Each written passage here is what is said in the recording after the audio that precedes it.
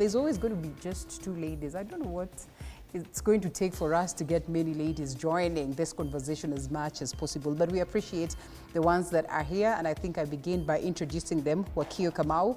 Wakili, thank you so much for creating time to be here with us. We also have Alenga Torostodat. After a very long time we met. Policy analyst, thank you so much for creating time. And James Mulamba. James, how have you been? I am fine. It's long since we last met. It's a pleasure to be here. Bado unaendelea na kazi? Tunasukuma. Vizuri sana, karibuni sana. On this other end, I know there's Peter and I know there are many other people, but I'll allow them, once you get the couch, to introduce yourselves. But now that I see Joel Uluoch has the mic, Wakili, salimia watu. Good. It's a good one to be here today to discuss very serious issues that are affecting our country.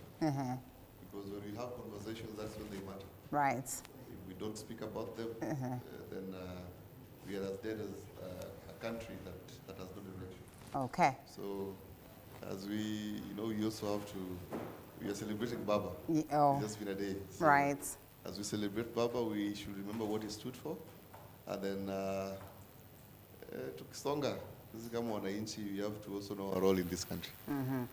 I hope it was just an introduction. Right, that's basically an introduction. I'll give only three of you to introduce yourselves on this other side. And yes, the only lady in the audience, the Pan-Africanist. Nela, introduce yourself as you say Jambo. Thank you so much for the opportunity. I am Zanella Nyerere, and I am a Pan-African. I'm specifically from Bondo. Right. And the man I see there, I saw him for the first time when I was about 10, and I heard him talk about Pan-Africanism. So I sneaked to my mother's phone and sneaked the meaning of Pan-Africanism. That is why I'm here today. Right. So I'm here to mourn Ashuja. Thank you so much. We'll speak more. Karibu sana. Thank you so much. Peter, you want to say something? Salimia watu now that you have the mic with you. Thank you for this opportunity. My name is Peter Musili, and actually I'm the incoming member of County Assembly, Kiso Ward, which is in Kitui County. And actually I'm so delighted to be here this evening. Thank you. Asante sana. The rest will come to you as you get to the conversation, you introduce yourselves as we continue. But let me go back to this other side. As of course the world continues to commemorate Baba and appreciate his contribution to the growth of democracy in this nation. His demise comes at a time, just like 1 year after the Gen Z revolution. I don't want to call them the protests, I want to call them a revolution. A revolution that for a moment got the Gen Zs telling him, you have done well for the country. Why don't you sit on the side and allow us to continue with the great work that you have done? Little did we know that at this point we'll be talking about, Baba is gone. And the Right Honorable Raila Odinga is gone. What is left of the Gen Z revolution? Perhaps, Mulama, you begin first, now moving forward. I think, sadly, we finally get our wish. It's probably... Ongeza volume due to kusikia vizuri. You finally get your wish? It's a sad thing. Yeah. Baba is out, but permanently. And it's now that we realize the role that he played in this country, the space that he filled in this country, the stabilizer he was, and we realize we are not up to the task. We realize we cannot fit in his shoes. We realize probably we were too emotional or ecstatic about change. And probably we did not think through the possibility of being orphaned this early. Because to most of us, Raila has been our teacher. Raila has been our mentor. Raila has been our professor of politics. He's given us direction when we've hit a snag so many times. And now his wisdom is no longer with us. We have to rely on the past, we have to rely on his previous teachings and on decisions he made before, probably some that are not as favorable or as acceptable as the decision to compromise with into a handshake with Uhuru Kenyatta and this other handshake with William Ruto. Those are some of the things that we hated about Raila Odinga, or probably disliked, let me use that word. But we were not prepared for this. Let me be honest. We were not prepared for this. Even though we want to say and beat our chest and say we want to take up the mantle, we want to take up the baton, we did not think it would come this easy and this soon. Right. But we must grow a thick skin, and we must start, say, scavenging for ourselves. We must find our footing in this entire mix. And this power vacuum and this leadership vacuum in the opposition that has been left, because the united opposition does not count for opposition. Actually, the opposition we have in this country are Gen Zs. Only because they do not have, say, luminary figures amongst them that you point and say, this is their leader, these are their leaders, and so on. But this is the true opposition we have in the country.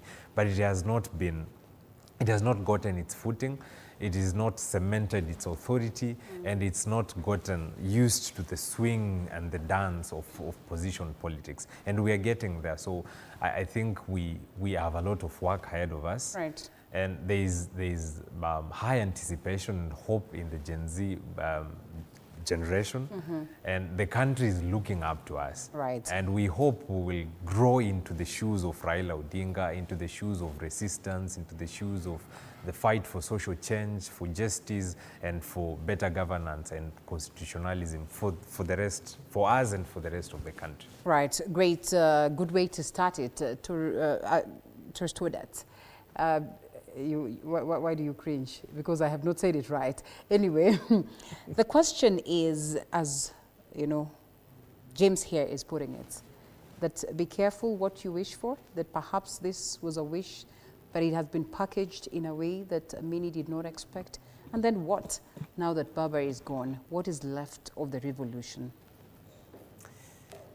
I think we are at a very interesting point as a country, specifically because we have been left with a lot of lessons and little of progress. You know, the lessons are that maybe the younger generation ought to have been calculative in what they were pushing for, just as Raila did. Raila was not understood by many because he's a politician who knew where to stop, which very many people do not know, because as precipitous as the protests started, that's the same way they ended. And when you look back, apart from the deaths, you ask what else was obtained. You know, there isn't anything. And you start asking yourself, so what were the voices that were speaking to the young people? Were they their voices, or were they messengers of somebody else? And the whole structure, who lost and who gained, you know. But if we look back to how Raila would have played in this situation if he was our age, because indeed, during his time, he entered into such things, but how did he do them differently? Earlier on in his resistance to the regimes that were in this country, especially in the early 80s, Raila was basically making noise like the rest of us. But as he continued growing in the political landscape, he continued to get information on how best to plan, how best to strategize, and to have the end point in mind, so that it's the end goal that matters. When people sit back and ask, what was he doing? They look at what you have achieved. Then now they can explain your journey backwards. But for us, we pushed and pushed and pushed until we did not know where to stop and what was enough. And again, I think the most important lesson that we imported from this conversation is that there is need to work together as a nation. There is no single battle that is cut out for a certain generation. Even if you look at the Mau Mau struggle, basically the people who went to the bush were people in their early 20s, or that they went to fight in the bush. But if you look back, there's a very important part that was played by women, elderly women during the time, to sustain the fighters in the forest, to ensure that they get food supplies and all that, because women were considered less harmful to the colonial regime. Right. So any time there's usually a role that someone plays. So you cannot discount a certain demographic and say, you stay away, we want to fix this. Yeah, it was so wrong in the first place. That was the mistake that was made. Okay. And Wakio, here we are. I mean, what is left of the revolution? Are we seeing a youth that has acknowledged the, failure? And are we seeing the vibrance that would come with that acknowledgement and, saying that perhaps it's not end with a fight and maybe it's time to strategize and a fresh get to hit, the revolution and see what then it brings forth? Because most of the things that, the Gen Zs said they were fighting for really have not been, addressed, have not been achieved. Hence the declaration this evening, or the acknowledgement that there was so much at that particular point, but there's nothing to show after that. Thank you very much for this opportunity. It's always a pleasure. Allow me to say that I'm not of the opinion that the revolution did not achieve anything, because the fact that we're sitting here and having this conversation, it really means that the revolution led towards something. It led towards a realization of a generation that cannot be ignored. It led to the realization of a generation that has grown into realizing that it is time for them to take up their leadership positions and to play their own part in this in their generation. Because I think what the late Right Honorable Raila did is that he was a true statesman and he served his generation. But now, the question we will be asking ourselves is, at what point is a particular generation allowed to occupy and be at the forefront of the revolution that needs to take place in their time? Because especially I sympathize with the Gen Zs. I am a millennial myself, because I feel like people like Raila Odinga and those in his generation, the youth of 1960s, they were allowed to take up their positions, or rather, because in politics they say there's nothing like being allowed, at least they were able to take up their positions. But the Gen Zs of this world, they've not been given a fair opportunity to do the same. So the question that we should be having is, who was supposed to pass this baton? Because we cannot sit at a time such as this and start talking about being orphaned. Because, I mean, parents die at some point, even in the natural sense.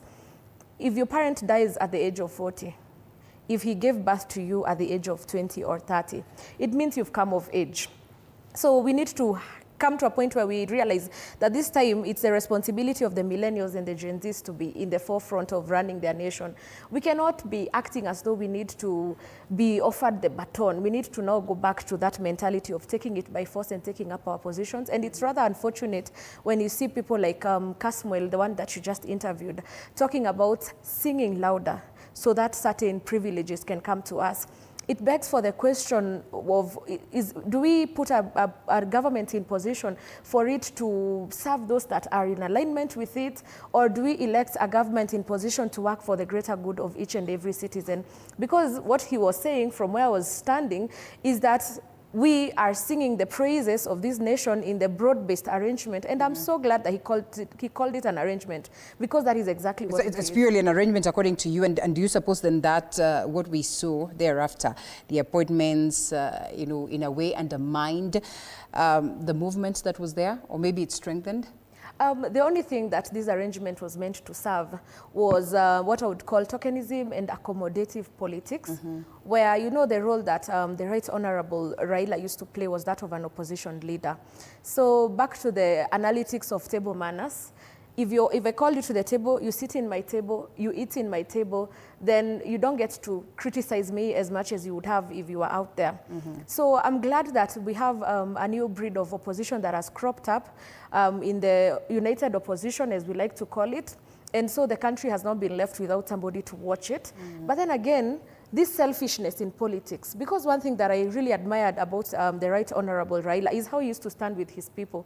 And I choose to call it his people, and intentionally so, Okay. because I don't think he was somebody that was fighting for the greater good of the people of the nation of Kenya, but he was doing it for those people that were aligned with him.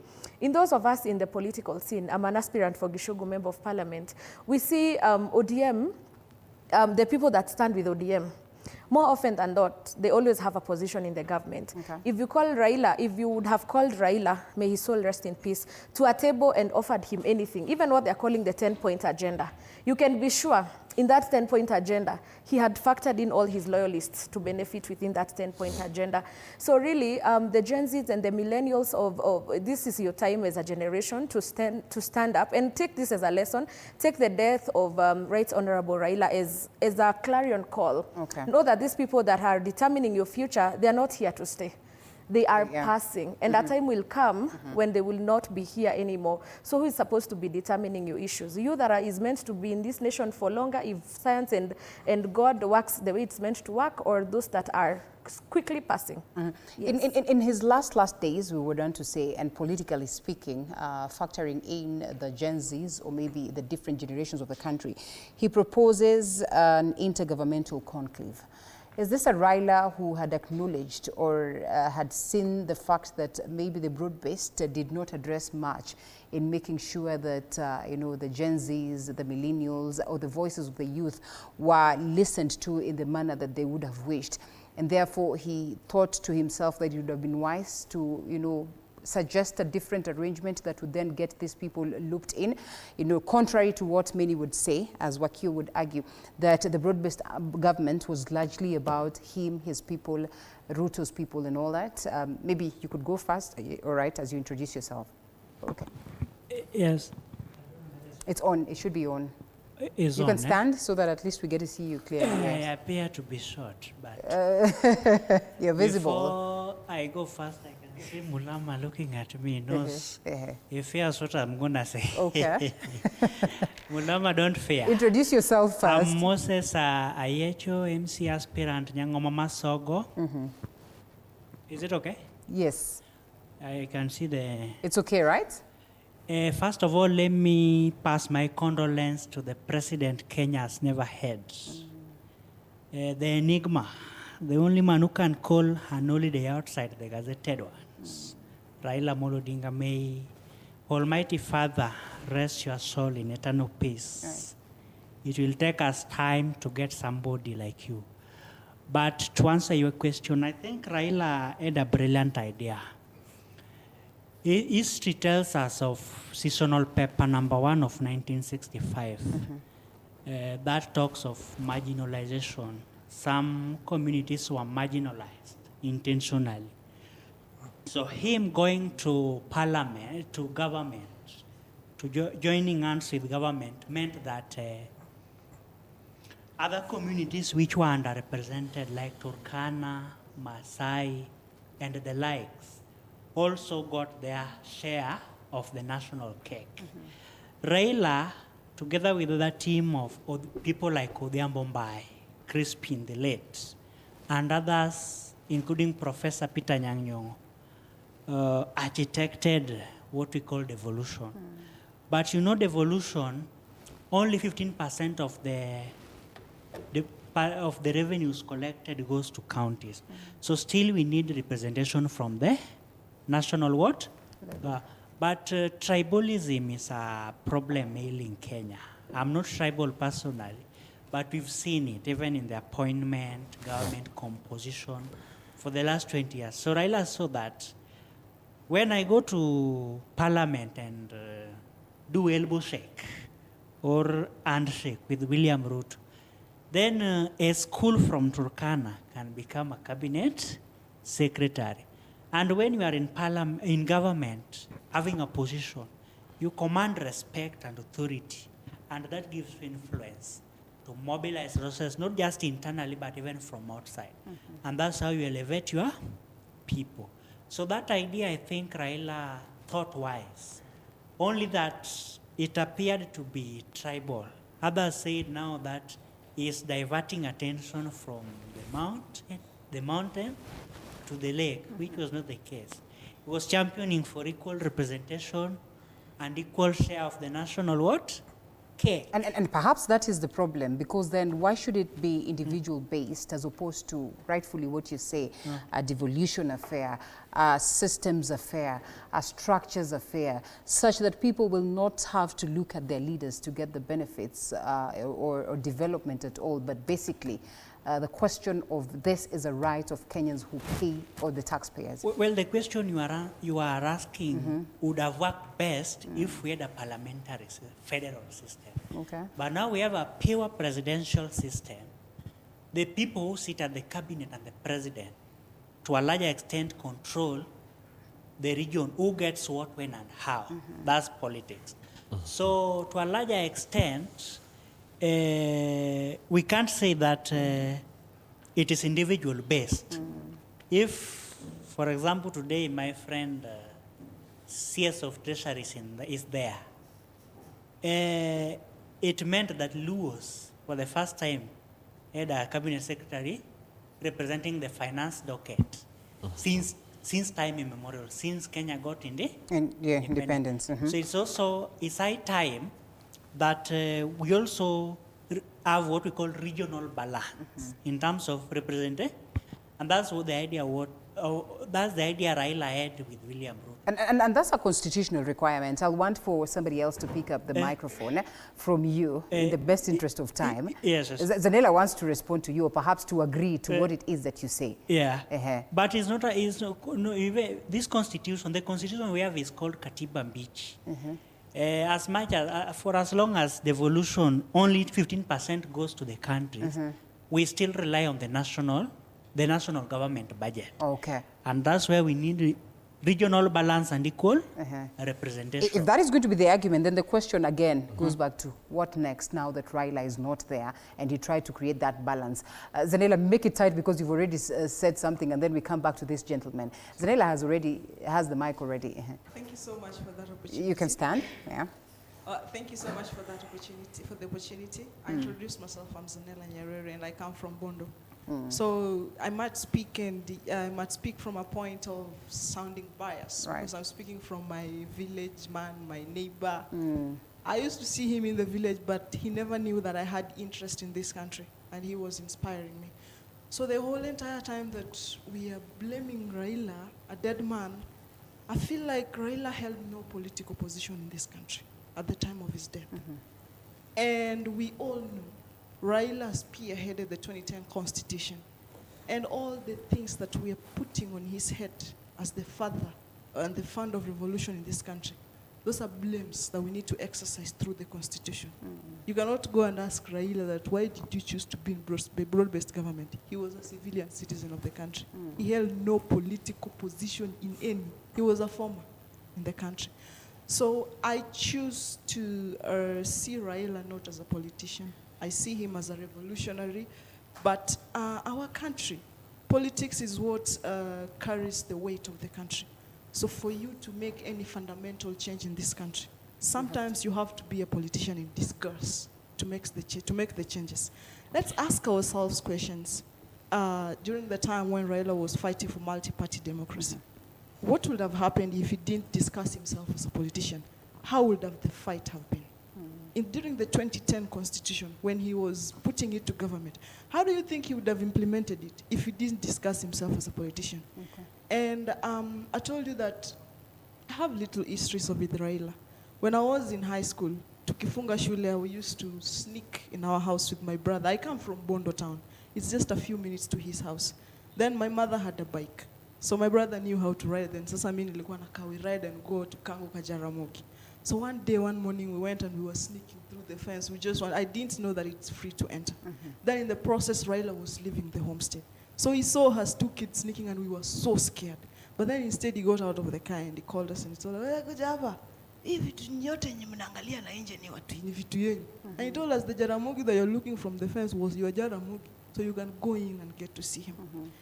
And that made me, I studied a lot about revolution because of Raila. All right. And in my process of studying about revolution, I realized that revolution is very chaotic sometimes. I've studied about the Haitian revolution. I've never seen a peaceful revolution. So I noticed, especially it's even happening here in Kenya.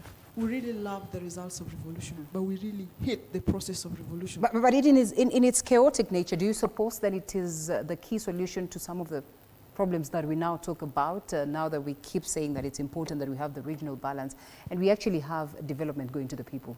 In 30 seconds.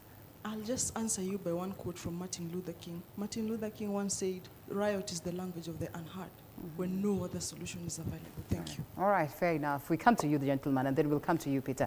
Just share the mic with him. Salim, first of all, tell us your name as you proceed. All right, thank you.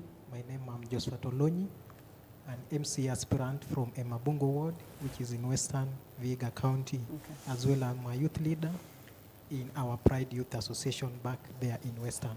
So, first of all, I want to pass my condolences to the family of the right Raila Odinga for his departure. So, the Raila's exit, it has really shocked many Kenyans because at first, he never passed the torch and he died. People knowing that he will live maybe by up to 2027, but unfortunately he passed without passing the torch. So this means that to us Gen Z, there is a void. There's that a gap, and that gap, it is us who can fix it because there's no one who was left to continue with the legacy or to that role of Raila Odinga. So it means that as Gen Z, we can, even though we can't fit in his shoes, we can make our own shoes and fit and also continue to fight for what he fought for. Yes. And of course, that's the question this evening. How do we strategically do that? Peter. Okay, thank you. As I had said, my name is Peter Musile, the incoming MCA Kyusa Ward, which is in Kitui County. Allow me to call Honorable Raila Odinga the father of democracy. Honorable used to teach actually everyone, not only the Gen Z, but everyone about how to go and fight for your own. He is a teacher in his own way. The fact that on the 25th June we see Gen Z going to the street and demonstrate, not only just because they just wake up, it's just because they saw it by how Baba did it. I definitely just wanted to show up that they have learned a lesson from him. Now after it's hectic, now we have learned something. He has taught us so many things that we have on our mind and something that we can just go and practice. He has shown us about that we can just go and forget for the leadership of youth, having youth lobbying for development and other things. So that's why now you see many youth have learned about leadership. They just want to go and do it practical in the parliament and county assemblies. With that, in 2027, I believe and I have enough trust that many Gen Zs will be in the ballot and they will win big positions, not only the MP and MCA, but even senators and governors. And that will be the first time that you will see many youth leading the country. And maybe with the parties that we have, maybe as well we will have a coalition whereby we can even flank for a presidential candidate. Thank you. All right. And we come back to this side. What goes round to say that the president is in trouble now that Raila is not around? And the president himself acknowledges it to say, yes, indeed, I am in trouble because we had great plans for the nation under the broad-based government.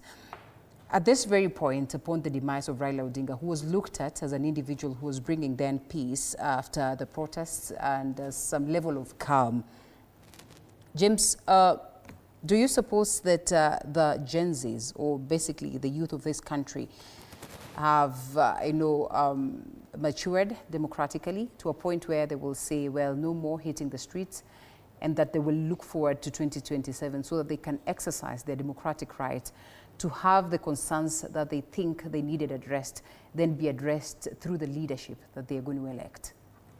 I cannot assure you that we will not protest. Okay. I am 50% sure that we will still protest. 50% sure? Yes, and possibly this time round when we hit the streets, Ruto goes home. Okay. I am not even before advocating 2027? Yes, I'm not advocating for that. But I'm alive to the fact that there are Gen Zs, probably including myself, who do not think or who do not have the patience to wait till 2027. You might blame them and say, oh, well, why are you guys so impatient? Are you guys so immature? You guys are too emotional. You guys are volatile and unstable. But then, given how Ruto has mismanaged this country, given his maladministration, there are people, even outside the Gen Z bracket, who've gotten tired of him, who've gotten tired of his lies, who've gotten tired of his promises, who've gotten tired of his empty rhetoric. I was listening to his speech yesterday, at Mashujaa Day, the Mashujaa Day speech. And all I could hear was a litany of promises to the Kitui people, things I know will never be done. Okay. Not because they cannot be done, but because they have not been budgeted for. And Ruto has no, so far as we've seen, he does not have the passion to do these projects. He is good at promising but not implementing. Not even with the broad-based arrangement? He is taking projects to Nyanza and Western, not to the entire country. So he is selective with where he's developing.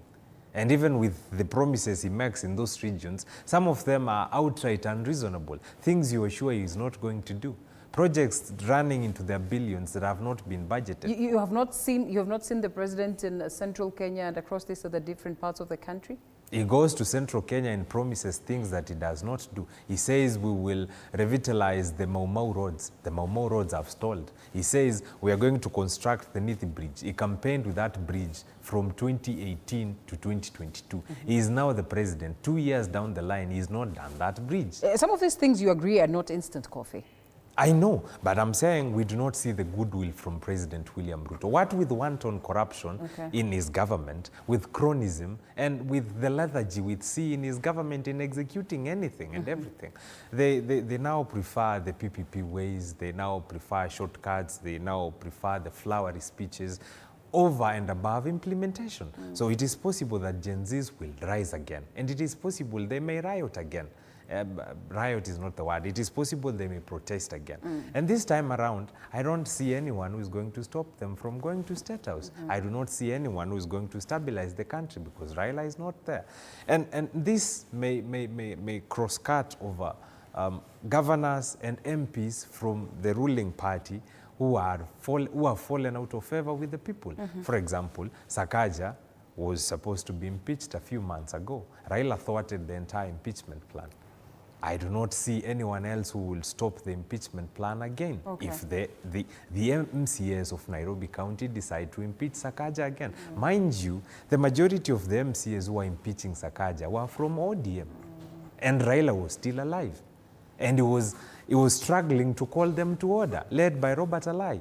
Raila is not here with them anymore. So if that motion comes in now, if that motion is tabled now, who is going to stop these MCAs from impeaching Sakaja? And if this ripple effect goes and spans out to the other counties, governors will be impeached left, right, same as senators. And this will not only be confined to ODM zones, it will be confined mostly to, say, the presidential, the candidates that belong to the UDA party. Because we have this bile against the UDA party. And even if they have an arrangement with ODM, that does not pacify the rest of us. We still see them for what they are. In fact, ODM has inherited the bad name of the UDA government. Interesting. By getting into that government. And then the question would be, 2027 seems so nigh, yet they say one day in politics then is like a year. Alenga, it becomes very difficult to predict what tomorrow looks like in the politics of Kenya. But in the little knowledge that you have, what do you see coming ahead? I think before I can answer your question, briefly just to discount what my sister said earlier on about Raila. You know, I see on the other side we're having young people, and for the benefit of them, it's important that they get factual information that can help them as leaders of tomorrow.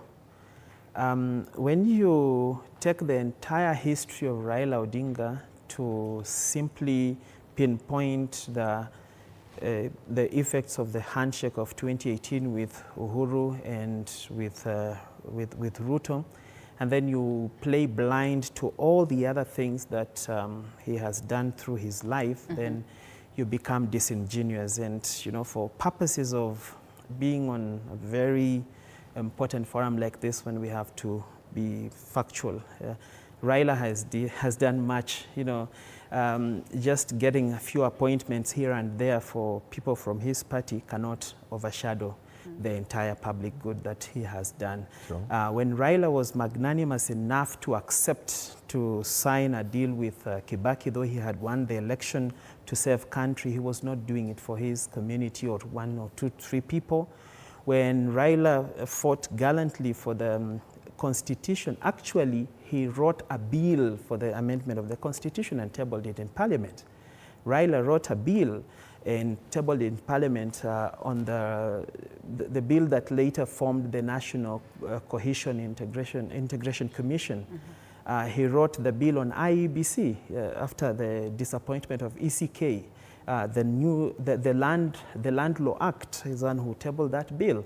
So all these things, he was not doing it for his brother or sister. So when we admonish a man for and purely deny him that which is due to him, it's not fair. Secondly, my sister also said there is a new crop of opposition. I mean, we cannot call the Kalonzo, Eugene, all those other guys a new crop of opposition. They are not. Yeah. In fact, if we ride on the backs of such persons, then we delay the dream of the generation of tomorrow coming into leadership. Now, to your question of 2027, even politics tomorrow. Yes. And the day after tomorrow, because Mulamba says he cannot promise that people are going to hit Indeed. There's a lot of changes that are happening, and you cannot you know, hold your thoughts in one corner. Possibly the demise of Raila is going to shake up the political space in the sense that we may have a schism in the ODM party, where probably a new party might be formed by certain individuals that do not feel contented with the things that are being put on the table. And we might have the few that are, you know, adhering to what the arrangement that was there between the president and the late Honorable Raila. So clearly there is a binary discussion on the table already, you know. And also when you look at the formation of UDA, now that there's not much attachment to the Central Kenya vote, then the President William Ruto has a huge task to go around the country and try to pull other people that will come and support him. And that's when the conversation of entitlement comes in. When you hear people say he's now transferring resources to this region, then you ask yourself a very simple question. Is he transferring those resources to Somalia, Tanzania, or Uganda, or is just within the boundaries of Kenya? So this understanding that we've had that certain regions can be developed at the expense of others is an age-old lie that we need to come out, especially as young and emerging leaders. We have to start thinking progressively, start looking at each other as Kenyan. Whether you're from Mandera, Garissa, Turkana, Embu, what should bring us together is our diversity rather than our differences. You have seen that rise even in the simple process of mourning Raila Odinga. There are people who went to social media and they are saying nasty things about the rites being performed, the things being done. If you do not understand how the Luos mourn, find a Luo friend and ask them, how do you mourn? It's different from us. And then tell them also how you do it in your home. Then you will all be wowing at how different you are, yet you are one person. So I think to the younger generation, because the problem we're having in this country is that our parents, were brought up at a very quiet age where there was not much political consciousness. There was not discussions like the ones we are having today. Right. So they didn't have political consciousness, and therefore they had nothing to give to us.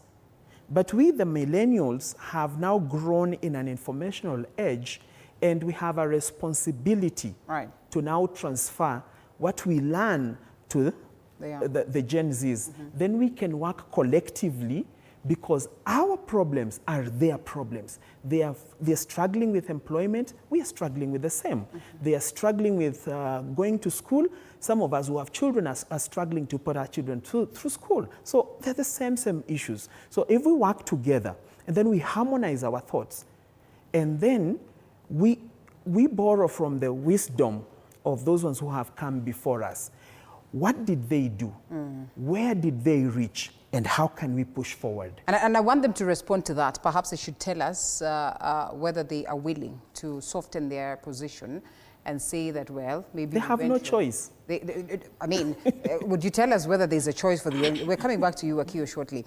But is there willingness to, intergenerationally work together towards the betterment of the nation? Is that, because I have hosted him here a couple of times, Mulamba will tell you, and they have been very categorical that this is the business of the Gen Zs, because the oldies are lagging them behind.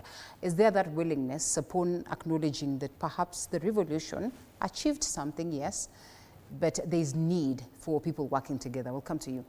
Okay, thank you so much for this opportunity to contribute to this noble conversation. First of all, Your name? My name is Caleb Correa. I'm a media professional. Yeah. Concerned the most on matters economy, and also I'm a youth leader. Now, when you talk about working together, the political class and the youth, but the most important thing that you should understand is, are the political class ready to really work with the youth? Because it is one thing to say, we welcome Gen Zs to come and discuss. But if you look at even those people who are going to discuss with them, it is some of their friends who actually maybe they are just Gen Zs like ourselves, but they are singing to their tune. So that is a very big problem when it comes to the political class working with the Gen Zs. You remember the other time when, during the 2024 protest, you saw a lot of Gen Zs telling the Raila himself, and he was saying that, Okwambo, now relax. We are going to do this ourselves. And I think some of the things that these politicians understand, or the language that they understand, is the protest. Because if they are not going to accept, we are saying we want accountability, we are saying we want roads to be built, we are saying we don't want corruption, but when you look at what's happening, every other time we are watching the news and we are seeing corruption scandals left, right, and center. So how are we going, or what is the middle ground for us between the political class and ourselves as Gen Zs to meet and then discuss? And then what are the steps that we are going to get, or to take? Because we need pragmatism. When you talk about, we can discuss the whole night and talk about the reforms and everything, but what are we going to do? If the political class says, today we want to discuss, come to the table, then after the table, what next? And that's a very good question. That's a very good question that you ask. Before I come back to you, maybe this gentleman right here should tell us something. And Agwambo relaxed as he was instructed to. And Agwambo went ahead, perhaps, unfortunately, has relaxed for life, yeah? And they still feel that nothing was achieved in all this. So what's the strategy anyway, moving forward? If you're not going to work with the old politicians, or perhaps if you're not going to work with the seasoned politicians, or if you're not going to work with the oldies, the different generations that come before you, what then is the strategy? My name is John Elvins, and moving forward from the protest energy, the strategy will be to turn the protest energy into electoral power by tapping into a domain, that is the electoral system, that our generation has been accused of voter apathy, starting from there first. So that would look like me checking up on my people, my family, my friends, ensuring, okay, yes, we are yapping about what is going wrong about our country, but are we ready to roll up our sleeves and take the first initiative that the IEBC has laid out of continuous voters registration. Maybe start there. And not also to say that we are not willing to work with the older generation. But if politics is going to be based on personalities and not issue-based, then it's going to be really hard, because you can't be having people who have gone before us who just create outfits for their own political interest and say once an election is done, the outfit is as good as dead. Yeah. Because even looking at ODM right now, it is why I will join ODM as a young person, is because it is like, it's giving a personality cult. Odinga is no longer there. How many more years will ODM survive for it to handle the issues? And we are not downplaying what Odinga did. Odinga did things that we will never get to achieve as a generation. But it is to say, how many more years will ODM be there if the older people want us to work with them? Right. For how many more years will it be there to tackle issue-based politics that affect Wanjiku? Yeah. And, right, okay. Wakili, I come to you. Unfortunately, what Elvis speaks of is the right and noble thing to do. But even looking at the reports that we have, stories that we carry every day, that the voter registration process was rolled out, unfortunately, there's low voter turnout. And this is based on data. And this is based on the observation and drawing parallels to the population vis-a-vis what the process is like as at now. So then, again, I ask, what is the strategy now moving forward if there's not going to be working with the old generation and if there's not going to be, listening to what the old flock of politicians then are saying and charting the way forward? Okay, thank you so much. I've sat here for a long time until someone has said, you should have signaled me, but yeah. Thank you for this opportunity again. But it is important that we understand certain facets. Most of the things that we've been doing, we've been signaling. Let's have the mic up. We've been signaling what the problem is, and we distance ourselves from the problem. Yeah. Not knowing that we, as a generation, we are part of the problem. We are the people who elected this government to power. That was the first mistake we did. And we have to acknowledge that we did this and we did it the wrong way. Number two, saying that we are going to distance ourselves from other generations, millennials and Gen Zs, to do it on their own because the other generation has messed, is, to me, I would call it a mere fallacy. Because it's something that we could not allow ourselves to do it probably on our own. It is important that we take it upon ourselves and understand the dynamics of politics of this country. A while back we were discussing about the 2002 moment that will be created in 2027, which is very peculiar because there are a lot of factors that match and there are a lot of factors that disagree with everything at place. And then now we are saying we are having people who are stepping in as opposition. The 5 others who have declared interest in the presidency.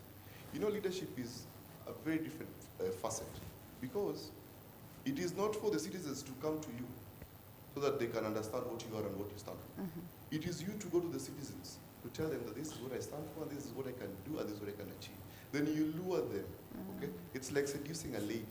You go tell her what you have, and if it suggests what she needs, then at least she can choose you from others. Of all the people that have shown interest to the people that they want to be presidents of this country, they are not giving, Gen Zs will say they're not giving reason. Is it reason? Yeah, they're not giving reason. They're not trying to solve the problem of this country. We are trying to equate them to people who also just want a chance, so that when their time comes, they do the same harm to the people as what this government has done. So it is very important that they package themselves in a way that shows that they understand the citizens, not just coming and shouting one term, or just coming and saying that hey, it's time for a new change. So after change, then what next? Are you trying to bring to us what we have had before, or are you trying to create a solution into the near future? So as for me, up to this moment, because I know they know me. We've engaged with them at length. Most of those people who have declared themselves for presidency, they have not achieved, they have not convinced, they have not given us what is needed to be convinced that they can lead this country moving forward. Lastly, I know probably I would not you will have a chance to say again. Because someone will have to remind me so that you see mystically. But either way, for President Ruto, there's one thing I have to say, though maybe, you know me, I'm supporting the revolution, that's my stand, because what President Ruto has done to this country is a serious harm that probably this country will take a long time to deviate from. Not only President Ruto, even before President Kenyatta and others. So, President Ruto, as I was saying to friends of mine, that President Ruto has gotten new bodies in probably Nyanza and other areas that he didn't have then, which is good, which is a very good dispensation in his political acumen. But he's not convincing us enough, okay? He's trying to, people, I was saying, people want to love you, but you are that type of boyfriend who does what? Who is hurting you, toxic. Yeah, who is toxic all the time. He's a narcissist. Yeah? He comes and tells you this, then he charms you with very sweet words, but when it's time to bring you chocolate during your menstruation period, he's not there. He's somewhere else. All right. So we are trying to love him. He's trying to get new buddies from everywhere, all over the country. But he himself, he shoots himself in the leg as well. Okay. So my small advice to him, I know I'm not in no capacity to advise him. Let him just change his ways. Let him just be a good man. Okay. Let him not just fight with citizens as he so wishes. He is in a higher position. He has nothing to prove. Let him work for Kenyans, because I'm not saying in bad faith, but I've not seen formidable candidates. And that's the question that I throw to Wakio again. He needs to do far much better. He's hurting Kenyans. Okay. Yes. So I don't know whether you've seen a formidable candidate as it stands right now, because masiku nayo inakimbia sana. We were excited, as a country, perhaps waiting to see a Gen Z coming out, maybe a millennial, to say that yes, we take up the mantle and we change things come 2027. As Zanella reminds us that maybe Raila owed us nothing, because after all said and done, he was not elected, and therefore we have no capacity to even question his acts politically. If we are going to look at things as they stand right now and say Raila out of the question, what is left of us? Who is there that can challenge what many would consider a bad regime to give us something better? Thank you very much for that question. And please allow me, before I proceed, let this one go on record. I'm not in any way trying to trump the contributions that Raila made to this democracy, because as I said he served his purpose for this generation, or so to speak. About whether I have identified a formidable candidate, maybe I would give you a small background. I was part of the people that really believed that it is time for a Gen Z to rise to the position of a president. And in my own contribution to the movement, I remember being, I was one of the people that attempted to found the Inject Party of Kenya.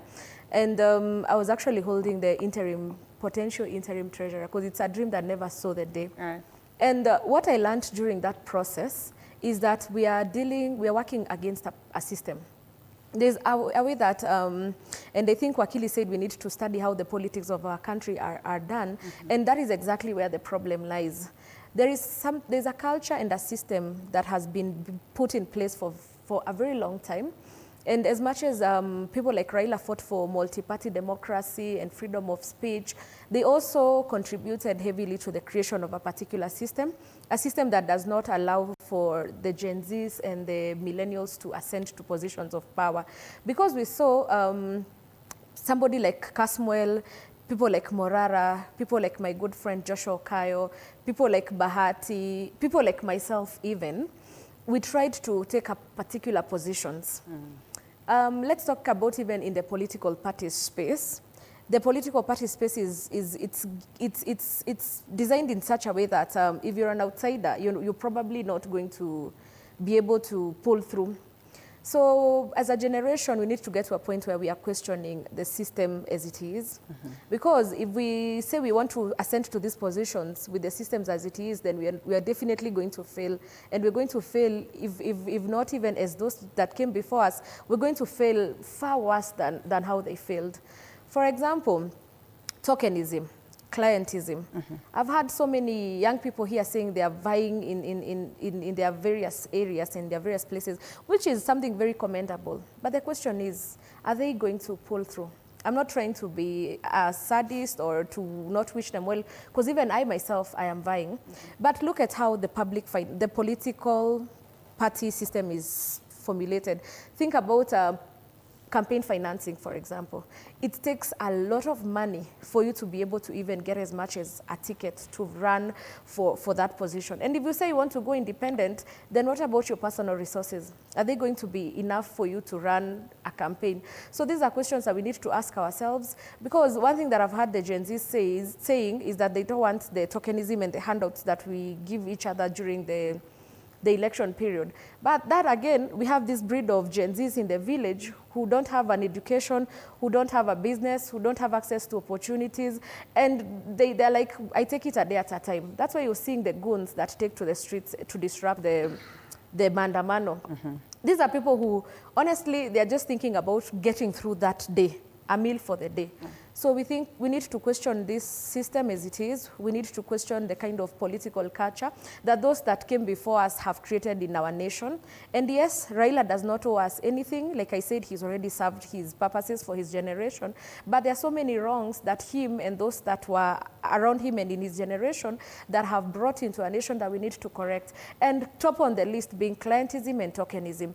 Because if you want to tell me that if I sit as the president, for me, I support, and I think my party leader, Martha Karua, is a formidable candidate for the presidency. And the reason why I'm saying this is not because she's a woman, because we keep asking ourselves whether we've matured as a democracy to have a woman sitting as a president. But let's look at her as a person. Let's even stop looking at her as a woman. Look at how consistent she has been in her talk and in her walk. Look at the vision and how she articulates. We're coming to you. We're coming to you. And how she articulates the vision for the country. And we can argue and say her time is past, or she's 68 years old, and maybe we should start looking for a new breed of politicians, such as myself, to take up such positions. But it's a process in time. So maybe the solution does not lie in the five. I am one that was very hopeful, and I was hoping to see somebody that rises to the position of wanting to vie for presidency, and I would have definitely supported anyone in the millennial or the Gen Z. But are you able to handle that? Look at what Borara did. Look at what Kasmuel did. They bowed to the pressure. I had Kasmuel saying that he was put to a point where he had to choose whether his life or to continue in the revolution. The same thing with Morara. We saw this boy breaking down under pressure. So a lot of questions have to be asked. And Alenga, we come to you on the question of the system and how then the youth or the Gen Zs can transform that protest power into political power, into having the systems evolve into being better for the nation. You want to say something? You want to react? Yes. Let me start with the post-Baba politics, then finalize with a response to her about Mother Karua. So now that Raila is out, by the way, I think there was a time I sat here and said that for this country to change, we either have to retire the old politicians, either by force or probably by themselves volunteering to retire, or they have to die. I said it here. It was unpopular back then, it's still unpopular now, and I'm not proud of it. But that was the fact.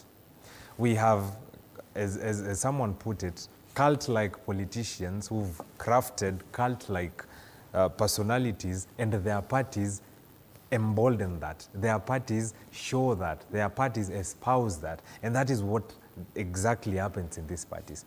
That if Kalonzo decides today, I will not get the Wiper candidate ticket for, say, the gubernatorial seat, I am not going to get it. If Raila Odinga said that, Were has died and we will have his son inherit him, there was no one who was going to question that. And for politics to change, probably all party leaders in Kenya have to die because they are not going to retire. This is unpopular, but it is the truth. They are not going to let go of these political parties, and they have patronized their parties for far too long. What do you make of the picking of Oburu Odinga as the leader, interim leader of ODM?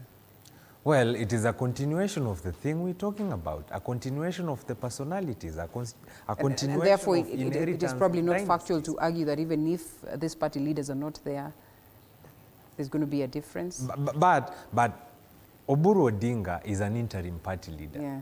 Probably at one point ODM is going to choose another party leader. Or even support, or even confirm him. And ODM might also crumble, because Ford crumbled and because Kanu is no more. Okay. So it is possible that these parties will die and other parties will come up, parties that are not built on personalities. So these guys have to retire or die. And it is unpopular, and I don't like saying this, but it is the truth. Now coming back to how politics looks like after Raila has gone. And make it tight, yeah? You will realize that some people have been campaigning anti-Raila. That you just have to mention how much you hate Raila Odinga, and boom, you have the votes. Kimani Ichung'wah confirmed it. If you looked at what was happening in central Kenya just after Raila died, through the entire funeral ceremony, through the entire rites of burial, and even during the Mashujaa Day, you would realize that they were against everything about Raila Odinga. Okay. And I'm not being tribal, it is what it is. I have friends who celebrated when Raila Odinga died from the central region. Some even called me. I can even show you. When we were going through the entire burial ceremony and burial rites process, some friends from Central and some people from Central were celebrating that now the demon is out, now the witch doctor is out, now the uncircumcised guy is out. You can imagine. When we were celebrating Mashujaa Day and when the president dedicated Mashujaa Day to the honor of Raila Odinga and his legacy, Central Kenya was not talking about Raila Odinga. In Murang'a, they were talking about security. In Laikipia, well, at least there was always the mention. No, in Laikipia, in Laikipia, they were specifically talking about the governor was lauding the farmers for now shifting from growing cash crops. From growing maize to coffee farming. And Mulamba, probably there's nothing wrong with that. There's also that acknowledgement that Raila contributed, and some of them did. It is odd that the rest of the country is mourning and celebrating a life well lived. Okay. And a certain part of the country decided to demonize him even in his death. And as I come to Mother Karua masquerades as the angel of light. She pretends to be that good presidential. Well, we will not allow us to castigate her in There's that a reason manner, I'm saying this because I can't substantiate. Mother Karua supported Mwai Kibaki even when she knew he had stolen elections. Mother Karua was willing to deputize William Ruto in 2019. She confirmed it in a television interview. And she said if the negotiations and the discussion were concluded, she would have deputized William Ruto. But she also said that she would not work with. Okay. She knows the history of William Ruto, and she was willing to work with that guy. It doesn't make sense. Okay. She was willing to deputize him. She's not an angel. She's not even an option. Fair enough, fair enough. We would not want to belabor on that and veer off from the conversation. Alenga, the questions then would be, there are risks that the younger generation would, remain disillusioned. There would be apathy, migration, and all this. How do we solve the situation so that there's also not these elements, playing out key, such that we miss out on what was the ultimate goal? And how do we then get, Kenya's political system to evolve? I think you've had Wakio complaining about the fact that we still have problems with the systems, so that the youth voices do not just, disappear in vain, and that the cost then is diluted. I think I totally agree with my sister's point that what we are dealing with is a systemic issue. Yeah. It's not like one man is trying to do this. Even how the President Ruto is running the country today, even if it was any other person in that seat, he'll be doing the same things. He found gargantuan loans that could not be explained, that had been checked on Kenya's name. He found projects that had been promised and money not given or given halfway. Yeah. And it continues like that, you know. But then the most important question we ask ourselves, if this is a systemic issue, you are young guys, you know.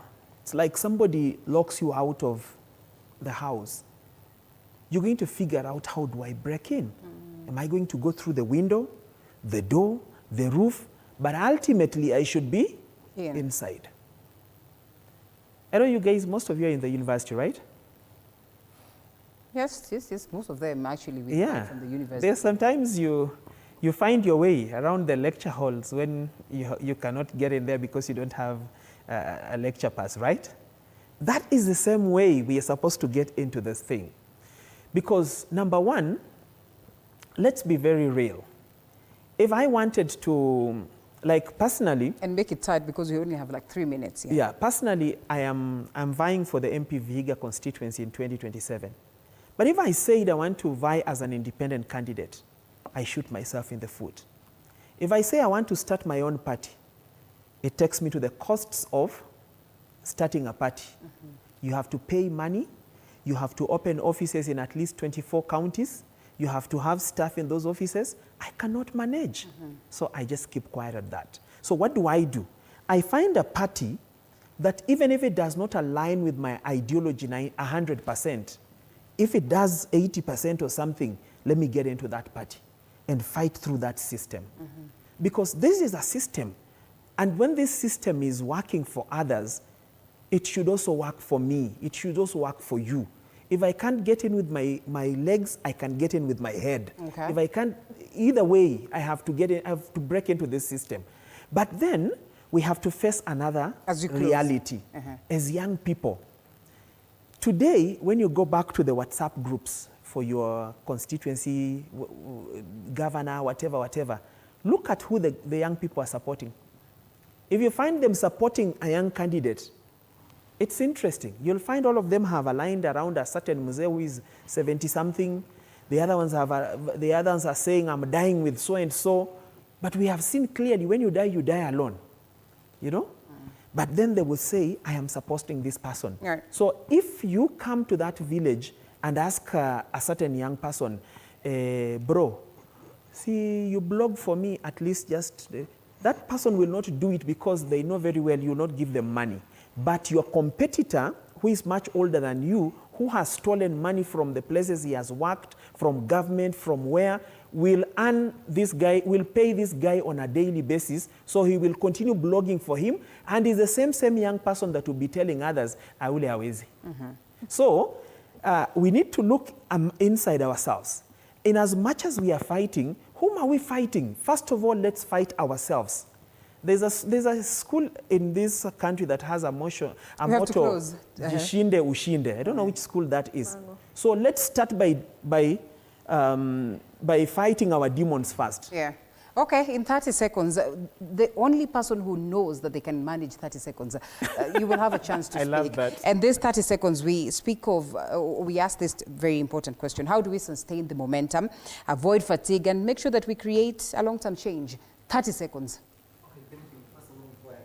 Just to, 30 to answer this gentleman and lady that was actually talking about youth don't know about blogging, or maybe they just want to, they don't have funds to go and do campaign. Let me just ask you, we don't just want to rely on the politics of before, whereby you just want to rely on someone to give you money so that you can just go and campaign. You don't want money. Actually, right now, what we want is all about leadership. Fair enough. No. Close it at that. So that everybody else can have the 30 seconds. At least we do not rely on when the message is home, yeah? At least give me 45. It's No, important 30. to understand Will we have our the dynamics of politics of this country. That's number one.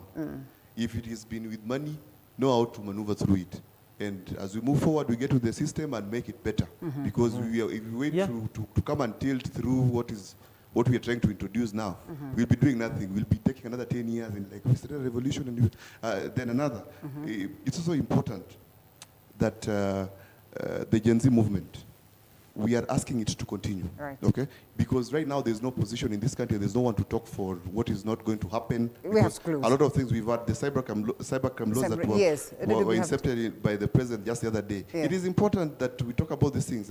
So there is no apparent opposition. It is now the Gen Zs that are going to talk about it. Share the And mic with media. Zanella. So media, you share the also mic. Zanella, take the advise- mic. Take the mic with all due respect. Thank you so much. Real quick, I would like to tell my generation that a dream is a dare. A revolution needs no permission, and I would like to tell the president, I love the way you lie. Thanks. All right, we have to close, unfortunately. 30 seconds. Thank you very much. I want to be realistic and smart that President William Ruto will be re-elected in 2027. This Gen Z movement is a decoy. What we need to do as young people is to collaborate with him and mobilize and persuade him to serve our interests. I think we needed He to hear will that. serve Close, 10 years. Mlamba. Thank 30 you very seconds. much. You're the person to close on this in 30 seconds. 30 seconds. So as Gen Zs, I would want us to take it up upon ourselves to register as voters and to push our comrades to register as voters. Thank you. And I want us to encourage each other to get ourselves onto the ballot and to get ourselves onto that queue to vote. Right. And we should also sustain civic education going forward so that we do not lose our comrades and so that some do not get deceived by the political class. All right, Alenga, thank you so much. James Mlamba, as well as Wakio Kamau, and all the ladies and gentlemen on this end. Zanella, I cannot forget your name. Definitely, Caleb Korira, Santi Sana, as well as Peter Musili. We appreciate you. We definitely appreciate Josephat, as well as Moses Ayecho, and none other than John Elvins. Equally, Joel Oluoch. Asanteni Sana. We have to close at this very point. I look forward to see you again some other time. Thank you so much for keeping it TV47. My name is Linda Alela. We close at this point as we appreciate the team that has made the broadcast a success. Do have yourself a lovely night.